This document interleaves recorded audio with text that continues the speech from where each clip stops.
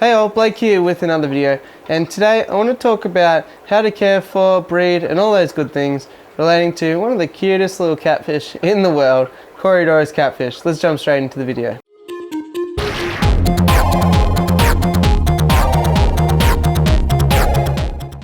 So if you're watching this video because you just went into your first fish store, you saw these awesome little fish zooming around the bottom of the aquarium, you thought, how do you keep those guys? First of all, it's good to know where they come from. These guys come from South America. At the moment there's over 170 named species, and there's over 100 that aren't named. How do you know what they are if they're not named?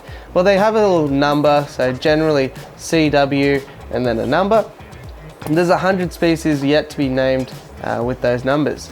So there's a huge amount of Corys that are available. Generally they inhabit canals, streams and other clear, slow-moving waters. They are a schooling fish, so the more you can keep of a single species, the better. If you go out and get a handful of each different type, it's not as good as getting a whole bunch of one type. You really get a lot more enjoyment and a lot more activity out of a large group of a single or two large groups of species of Corydoras. Corydoras, being a catfish, are a bottom dweller, but you might occasionally find them just shoot up to the top of the water column.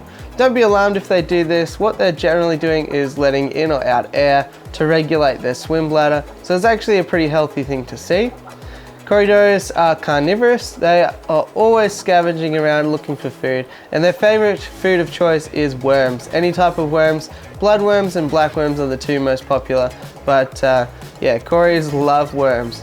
As I said, there's generally, that we know of, around about 270 different types of Corys, and they will vary in size and shape, and of course coloration and markings as well. So you'll have very small ones down to the pygmy and Histatus Corys, which can easily fit in a 5-gallon or 20-litre aquarium, even as a group. Then you'll have larger, well, they're not actually Corys, but emerald Corys are what they used to be known as, Brocas Corys. They've been split into a different subspecies now, I believe, but you will get larger variants of Corys as well. Corydoras generally max out at about the 1 to 2 inch mark, so on average they're not too big to handle.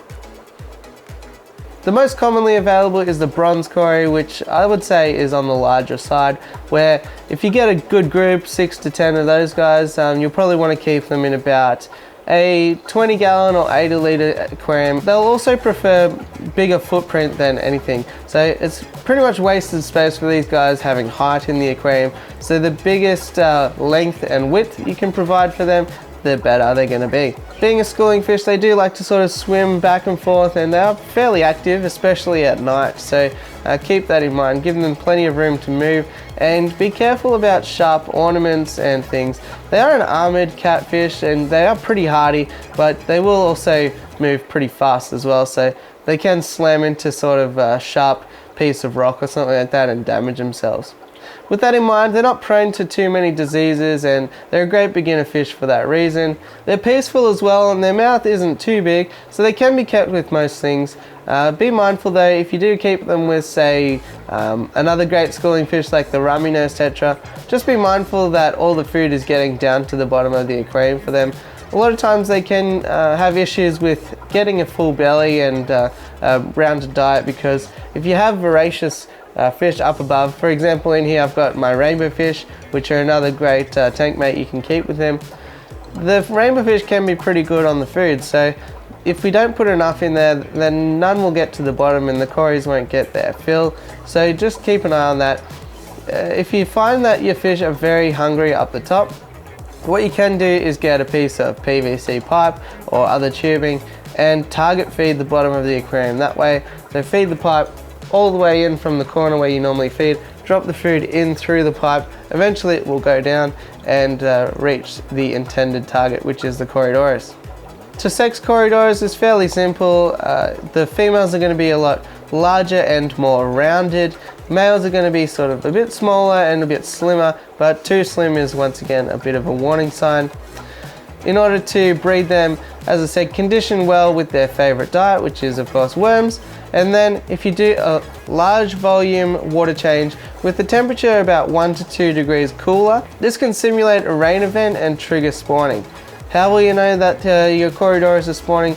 They will lay a prolific amount of eggs, generally on every surface in the aquarium. This includes the front pane of glass, the side panes of glass, and any other flat surface such as rocks.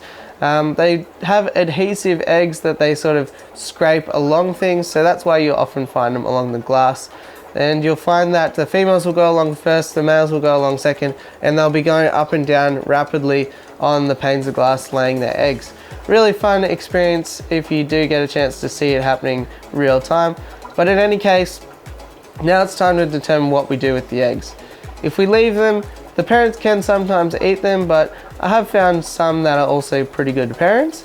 Or if you're concerned about other fish in the aquarium eating the eggs, you can take a brand new razor blade, the sharper the better, and very carefully go along behind and slowly lift up the Corydoras eggs and place them in a tumbler or another aquarium to hatch artificially. They are pretty prone to fungus, I've found, so a bit of methylene blue in the hatching aquarium can go a long way. And then other than that, you'll have some brand new baby hatch Corydoras ready for their first feeding.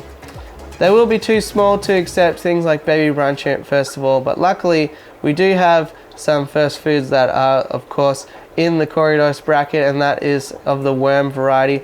I prefer micro worms because they sink down to the bottom and they're ready to be eaten straight away from day one. So if you can culture your own micro worm culture at your home, then you'll go a long way to successfully raising a lot of Corydoras fry. Whilst we're mentioning breeding, it is an interesting thing to realize that a lot of Corydoras can hybridize, so be mindful of that. A great example is, of course, if you get some bronze Corydoras, you get some albino Corydoras, you get some green laser Corydoras, and you get some gold laser Corydoras. Well, they all are roughly within the Corydoras aenus genus, so they will be able to interbreed with each other. There's many other examples of Corydoras that can interbreed, and it's generally frowned upon to introduce more hybrids into an already confusing bracket of fish, so keep that in mind. In terms of water parameters, you want to keep them between a pH of 7 to 7.8 and within a temperature range of 74 to 78 Fahrenheit, which is approximately 23 to 26 degrees Celsius. Overall, Corydoras provide a really nice looking active option for the bottom of your aquarium. They come in a shape and size that can suit any need or want, and just overall they're super adorable, and who wouldn't want to keep a big old bunch of Corys in their aquarium. Hopefully you liked this video. If you did, it always helps me out to smash like, hit subscribe, and all that fun stuff. Other than that, I'll catch you on the next one. Thanks for watching.